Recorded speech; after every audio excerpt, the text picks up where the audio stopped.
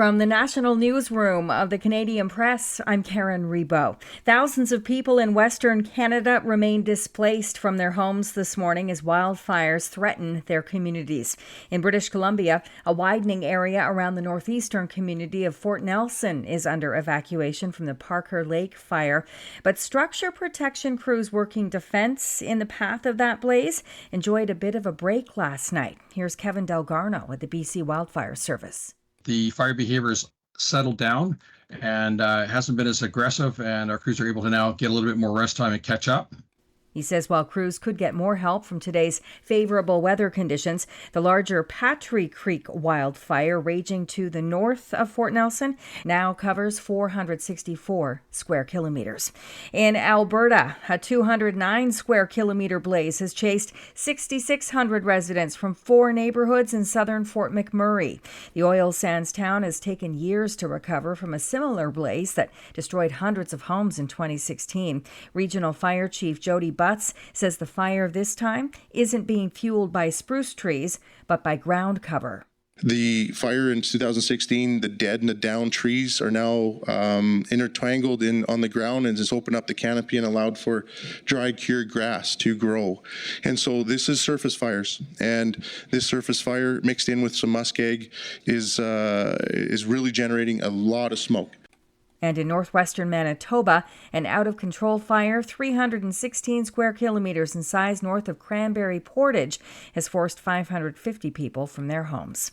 3 people who lived in the same apartment building where Jeremy Skibitsky admittedly killed 4 women are expected to testify in a Winnipeg court today.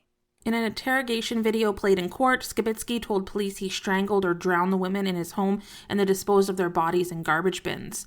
He has pleaded not guilty to first-degree murder for the slayings of Rebecca Comtois, Morgan Harris, Mercedes Myron, and an unidentified person Indigenous leaders have named Buffalo Woman. His lawyers have said he killed the 4 Indigenous women, but is not criminally responsible due to mental illness. Crown prosecutors say the killings were racially motivated, and Skibitsky preyed on the vulnerable women at homeless shelters. A worker from one of those shelters is also expected to testify later today during the trial. Brittany Hobson, The Canadian Press, Winnipeg. Prince Albert, Saskatchewan's Rebecca Strong has been crowned the $1 million winner of Canada's Got Talent. The Indigenous singer claimed top spot in the reality competition in Tuesday night's 2-hour finale on City TV that featured 8 finalists. Strong appeared overjoyed after she was announced the winner. Thank you, Rogers, and thank you to everyone who voted for me, and thank you to my family and friends and everyone back home. Thank you so much. Marcy Cho. This is the Canadian Press. In sports, Evan Bouchard scored the game winner with 38 seconds left in the game, and the Edmonton Oilers edged the Vancouver Canucks 3-2 in their second-round playoff series Tuesday night. The victory leveled the Western Conference semifinal series at 2 games apiece. Calvin Pickard made 19 saves in his first-ever NHL playoff start. Game 5 goes Thursday in Vancouver. Charlie McAvoy's first goal of the playoffs midway through the second stood as the winner as the Boston Bruins avoided elimination by edging the host Florida Panthers 2-1 in Game 5. John Tavares scored 15 seconds into overtime as Canada withstood a furious comeback from Austria to win 7-6 at the World Hockey Championship in Czechia.